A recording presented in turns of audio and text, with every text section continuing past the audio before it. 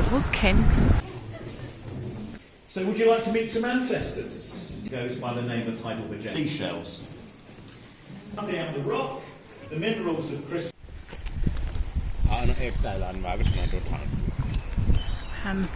आजको डेस्टिनेसन चाहिँ यो हो केन्ट काभर्न। अब आज त एकदमै पानी पनि परिरहेछ, मौसम अलि चिसो छ, घाम पनि छैन, त्यही भएर हामी चाहिँ यहाँ एउटा केन्ट भन्ने गुफामा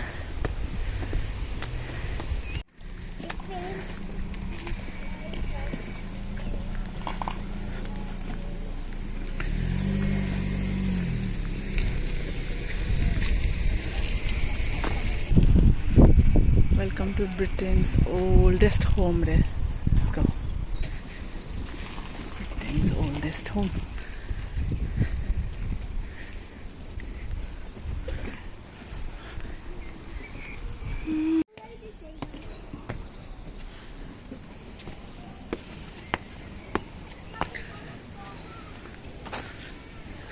मजाको ठाउँमा बनाइरहेको के nice. Woodland trial there, and maybe must have done thank you, Hannah. Did that a new?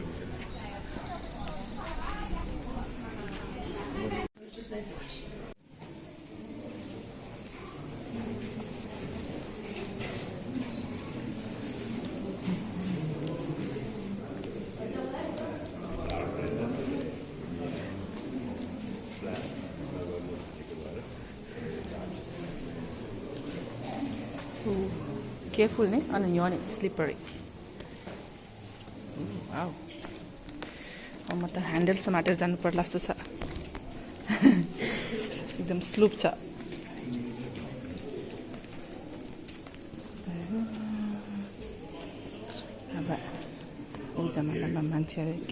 Okay, so what story do these rocks tell? So these caves, they're about 2.5 million years old. But this rock out of which they're hewn, this rock is getting on for 400 million years old. Now, this rock is older than the dinosaurs. This rock would have been around to feel the shockwaves from the asteroid impact that took the dinosaurs down.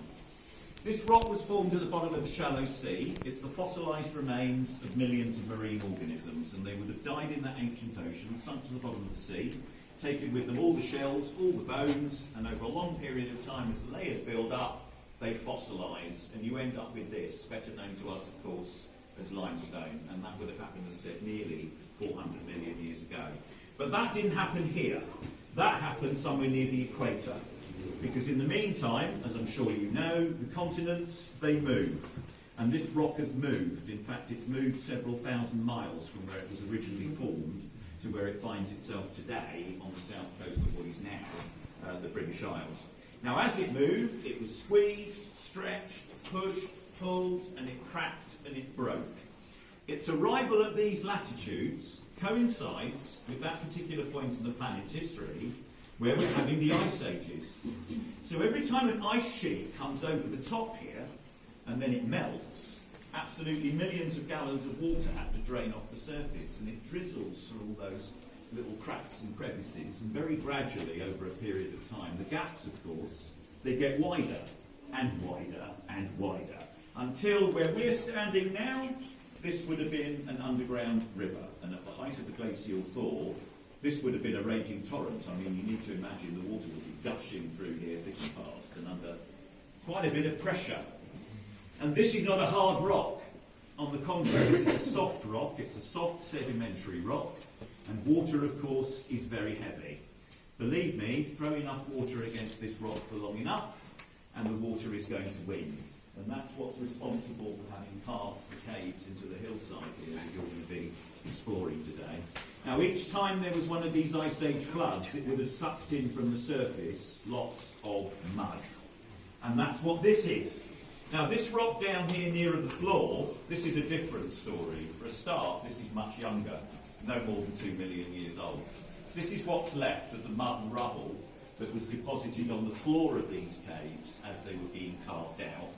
And above the mud, we've got this white line, which you can see goes all the way along the wall, in fact, right down into the back of the cave.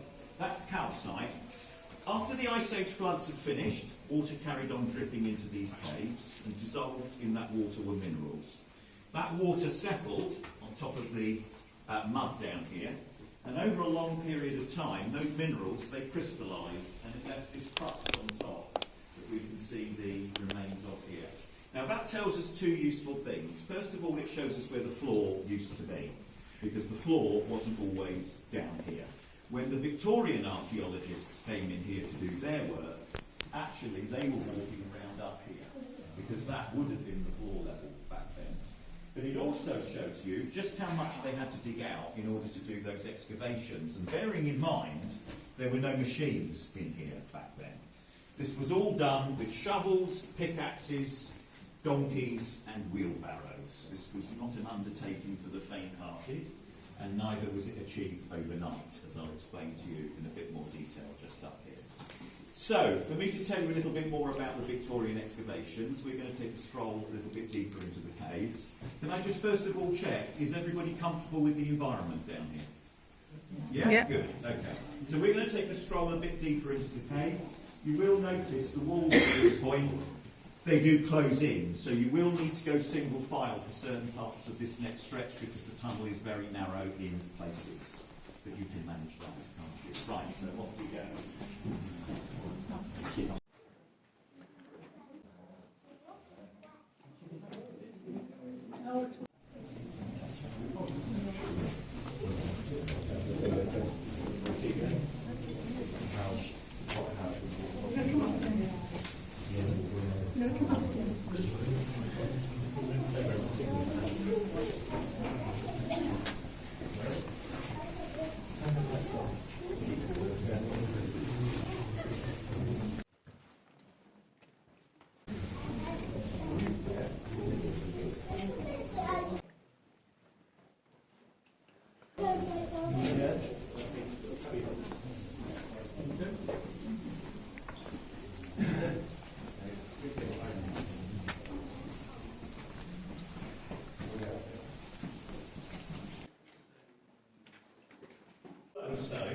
Now the process by which this is formed is exactly the same as what we were just talking about back there. Water in which minerals are dissolved, it's drained into the cave. What's happened here is it's run down the rock, the minerals have crystallised, and over a long period of time it's left this sort of frozen waterfall that you can see here on the wall in front of you. Just so happens that on this occasion, quite coincidentally, it's also left something that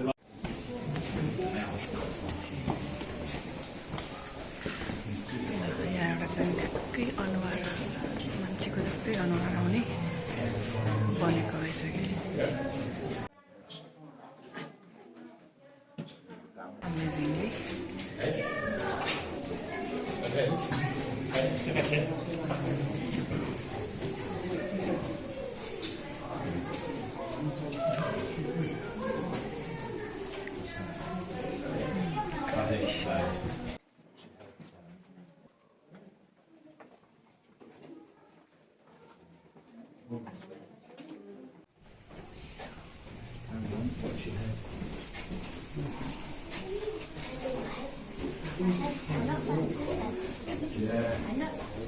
No, you're okay. Think about Paul then.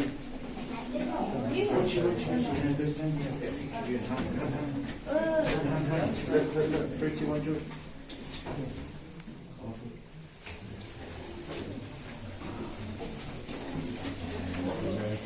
A bit wet.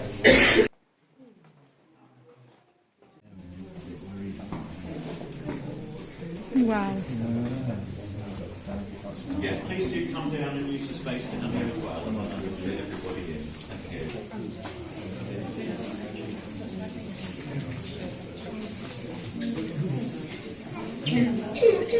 So welcome to the Rocky Cavern, as we call it these days. Just a couple of fairly ordinary bits of information, first of all, about this particular cave. The temperature down here is always the same. Winter, summer never changes, it's always 14 degrees in here. And the reason for that is, first of all, you're too far underground now for the surface temperature to make any difference. But the main reason why it's so mild down here, despite the lack of sunshine, is because at this depth you benefit from the heat underground. The Earth is still insanely hot down there, and as that heat radiates up and escapes into space, some of it gets trapped in these caves on the way up, and it's a bit like underfloor heating. It just keeps it at this nice even temperature. You're also at one of the deepest parts of the cave system now. You're about 35 metres underground. You're underneath, there's houses up here. You're underneath Wellswood at this particular point, if you know Torquay. But what you'll probably also notice, of course, is it looks very different in here to the caves that we've visited so far. And there's a couple of very good reasons for that. I've already mentioned about the ancient stalactite. And you may have noticed as you walked past, there's a corresponding stalagmite underneath. In fact, what's happening up there in that corner is that this is where one is growing on top of the other. And very slowly, they're growing toward each other until at a certain point they're going to meet and they'll fuse in the middle. Right now, the gap in the middle, that'd be you then. I've got responsible now. मान्छेहरू चाहिँ ठाउँ ठाउँमा जमाना जमानामा अलिकति explore गरेर जान्थे यस्ता कुराहरू हेर्न पाउने कि भनौँ न त्यो जमानामा मान्छे नगरेको भएरले के हेर्नु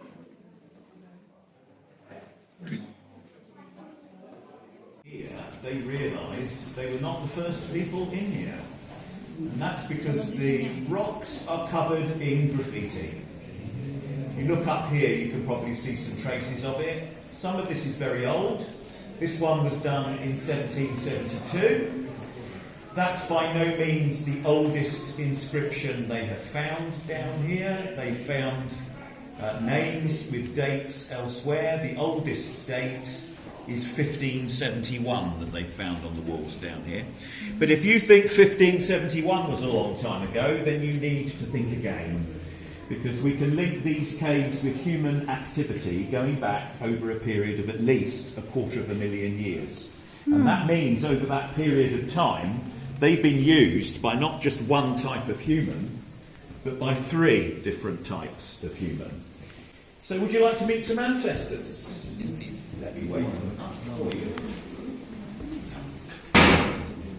And this would have been the original occupant. This is a replica skull of an early human, goes by the name of Heidelbergensis, so called because this particular species was originally dug up back in 1907 near the German town of Heidelberg. The oldest fossils we now know, they go back about 700,000 years. We know they were all over Europe by 500,000 years ago, and we also know that they were among the first of our ancestors to be making regular use of fire. Now that would have given them a number of really important advantages. It would have meant, for example, that they could keep themselves warm. It would have meant, of course, that they could fight off predators, wild animals, but also, very importantly, it means we know they had the technology to cook. Now it turns out that cooking's played a really important part in the history of human evolution, because if you cook food, be that meat or carbohydrates, it makes the food more digestible and the body can make better use of the nutrient content, which meant that these humans, on relatively fewer resources, they could gradually get bigger and stronger. But most important of all, thanks to the improved diet, they could develop a bigger brain. And this is their descendant. And this is a replica skull of an early human, goes by the name of a Neanderthal, so called because this particular species was originally dug up in a place called the Neander Valley. Now, quite honestly, if one of these guys walked past you in the street today, you probably wouldn't even give them a second glance. They were physically very similar to us, a bit chunkier, but same height. The only thing that might have turned your head might have been this. There was a cranial ridge above the eyes, and it would have resulted in a very prominent brow on their forehead. But you can see the skull suggests that the brain in here would have been far larger than that skull we were looking at before, and indeed it was. The average size of the Neanderthal brain, well, it was the same size as ours. It was the same size as that of a modern human. So we can forget what we've seen on television and in the movies, where they're all scuttling about in ill-fitting bearskins grunting at each other, because it wouldn't have been like that at all. These guys, they were living in organised communities. They would have been taking care of their sick, looking after their elderly, and going about their everyday business in a very intelligent, but above all, extremely efficient way. Now, the archaeologists know that Heidelbergensis and the Neanderthals were using these caves, not because they found any bones, didn't find any bones down here, wasn't their custom clearly to bury their dead down here or anything like that, but because they found their tools. Both these species have very distinctive technologies, and if there's one thing that's been completely consistent throughout human history, it is this: wherever humans go, we leave a big mess behind us. And every time there was one of those Ice Age floods I told you about, all the rubbish that these guys had abandoned near the entrance to these caves, it washed down here. So when it came to doing the dig, it was like a landfill site out there, and it was full of stone axes, flint knives, bone tools, all the paraphernalia that they got shot of every time they moved on. But it was using the tools that the archaeologists concluded that some of those tools were completely consistent with what we would expect of Heidelbergensis, whereas other tools clearly had been made at a later date by communities of Neanderthals. About it, they just assumed that this was another piece of some old Neanderthal. And after all, who's bothered about some old Neanderthal? So they popped it in a bag, shut it in a drawer, and forgot about it for years. And it was only many years later, when somebody came back to take a fresh look at everything, that armed with more up-to-date knowledge and information and a fresh pair of eyes, suddenly realised they had missed something really, really important. You probably noticed the teeth on here. This is a fragment of a human jawbone, but what turned out to make this significant is that on closer inspection, this turns out to be anatomically a modern human.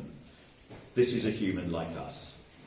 Reconstructing the jaw suggested she was female and that it was a child, maybe 10 or 11 years of age. Carbon dating suggested that she had died here somewhere between 40 and 45,000 years ago. Now, when this was originally found, this was really important because at the time...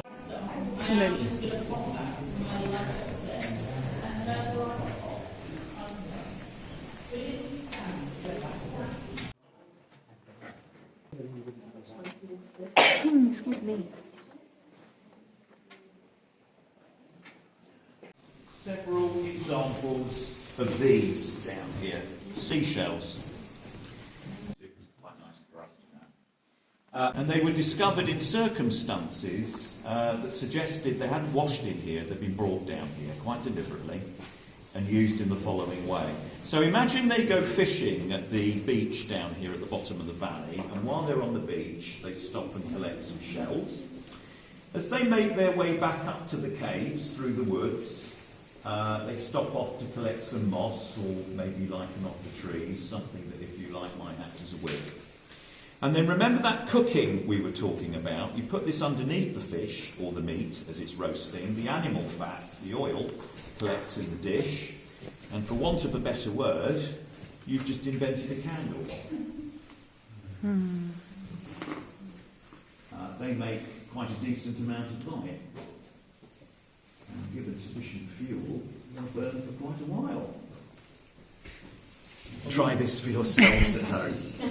Right, what I'm going to do next works better. They give you a bit more information about some of the work. Do duck down nice and low on the way out.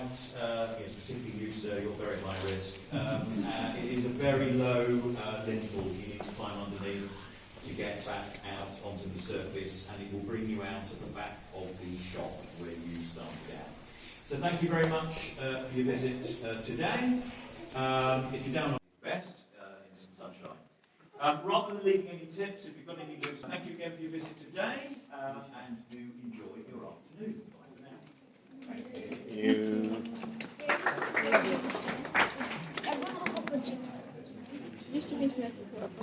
Visit. Interesting. Cave.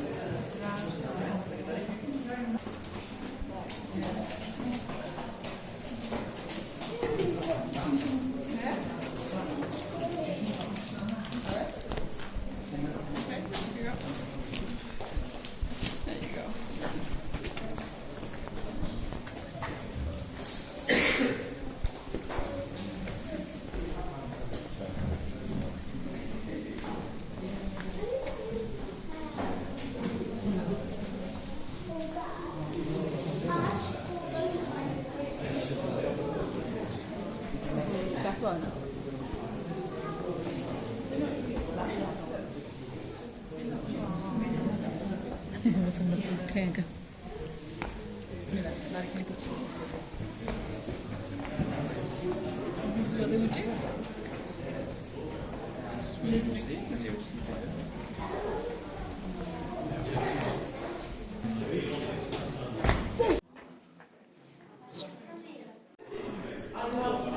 Bye bye, Kev. Mind your head. Ay.